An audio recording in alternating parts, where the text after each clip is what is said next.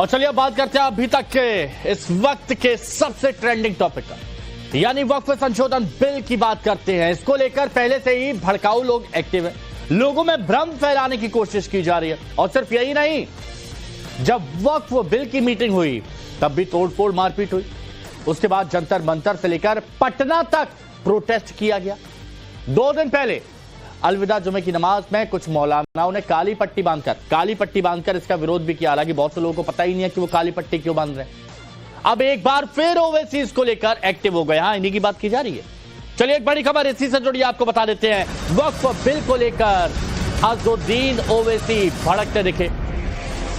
ओवैसी का केंद्र सरकार पर सीधा हमला देखा गया कि केंद्र सरकार बैसाखी पर चल रही है, मुसलमान कभी माफ नहीं करेगा, ये ओवैसी कह रहे हैं। ओवैसी ने इसी बहाने बीजेपी के सहयोगी दलों पर भी हमला बोला। नीतीश कुमार से लेकर चंद्रबाबू नायडू पर हमला किया और अज़ुद्दीन ओवैसी ने कहा कि वक्फ का समर्थन करने वालों को मुसलमान कभी माफ करने वाला नहीं है। हालांकि बहुत से मुसलमान ऐसे हैं जिनको इससे मतलब नहीं है।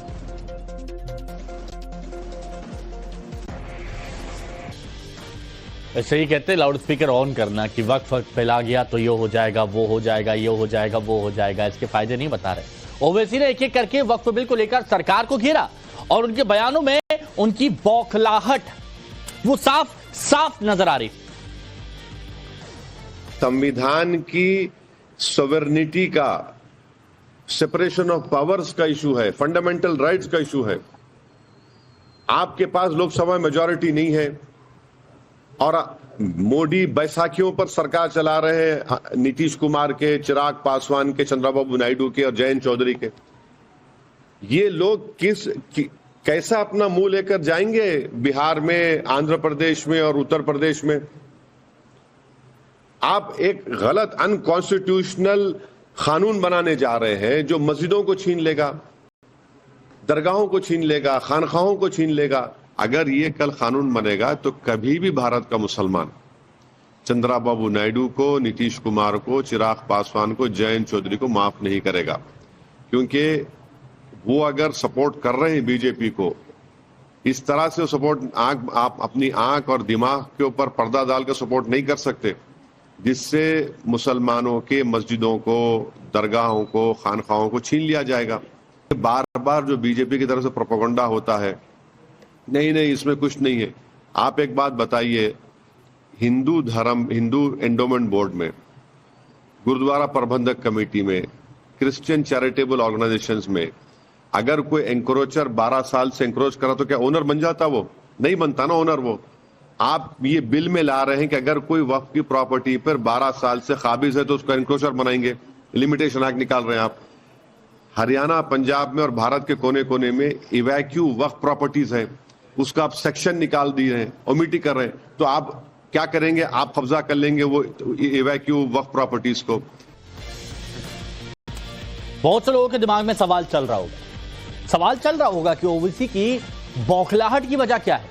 तो चलिए आप वो भी जान लीजिए, हम आपको बताते हैं। दरअसल 2 दिन पहले टाइम्स नाउ के समिट में वक्फ संशोधन बिल के सवाल पर गृह मंत्री अमित शाह ने एकदम स्पष्ट, क्लियर कट में कह दिया कि वक्फ बिल संसद के इसी सत्र में पेश किया जाएगा।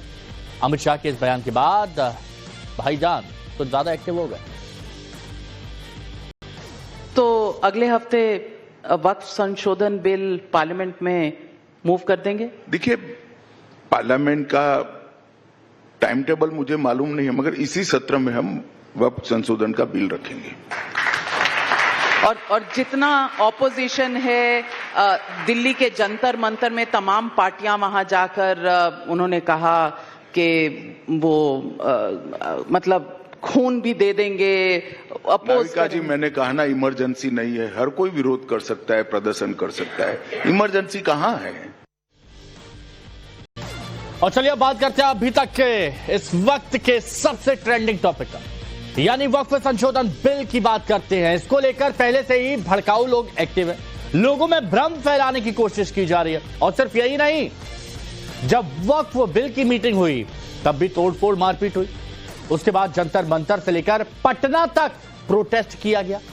2 दिन पहले अलविदा जुमे की नमाज में कुछ मौलानाओं ने काली पट्टी बांधकर इसका विरोध भी किया। हालांकि बहुत से लोगों को पता ही नहीं है कि वो काली पट्टी क्यों बांध रहे हैं। अब एक बार फिर ओवैसी इसको लेकर एक्टिव हो गए। हाँ, इन्हीं की बात की जा रही है। चलिए एक बड़ी खबर इसी से जुड़ी आपको बता देते हैं। वक्फ बिल को लेकर अज़ुद्दीन ओवैसी भड़कते दिखे। ओवैसी का केंद्र सरकार पर सीधा हमला देखा गया कि केंद्र सरकार बैसाखी पर चल रही है, मुसलमान कभी माफ नहीं करेगा, ये ओवैसी कह रहे हैं। ओवैसी ने इसी बहाने बीजेपी के सहयोगी दलों पर भी हमला बोला। नीतीश कुमार से लेकर चंद्रबाबू नायडू पर हमला किया और अज़ुद्दीन ओवैसी ने कहा कि वक्फ का समर्थन करने वालों को मुसलमान कभी माफ करने वाला नहीं है। हालांकि बहुत से मुसलमान ऐसे हैं जिनको इससे मतलब नहीं है। ऐसे ही कहते लाउड स्पीकर ऑन करना कि वक्फ फैला गया तो ये हो जाएगा, वो हो जाएगा, ये हो जाएगा, वो हो जाएगा। इसके फायदे नहीं बता रहे। ओवैसी ने एक एक करके वक्फ बिल को लेकर सरकार को घेरा और उनके बयानों में उनकी बौखलाहट वो साफ नजर आ रही। संविधान की सॉवरेनिटी का, सेपरेशन ऑफ पावर्स का इशू है, फंडामेंटल राइट्स का इशू है।